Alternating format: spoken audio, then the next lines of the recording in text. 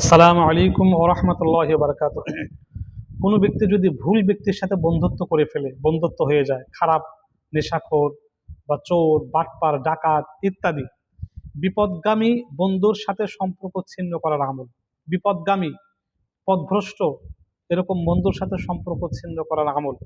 যদি কোনো ব্যক্তি চায় যে এরকম খারাপ ব্যক্তির সাথে বন্ধুত্ব নষ্ট করবে, ছিন্ন করবে, কিন্তু সরাসরি পারছে না, সরাসরি সে পারছে না, বলতেও পারতেছে না, সহ্যও করতে পারতেছে না, এই মুহূর্তে 21 দিন পর্যন্ত একাধারে প্রতিদিন 313 বার, প্রতিদিন মাত্র 313 বার এই আয়াতটি পাঠ করতে থাকবে। ওই খেয়াল করে করে, মনে খেয়াল করে ওই নিয়তে এটা পাঠ করবে।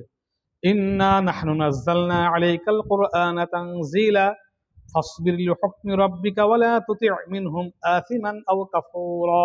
প্রতিদিন 313 বার এই আয়াতটি পাঠ করবে।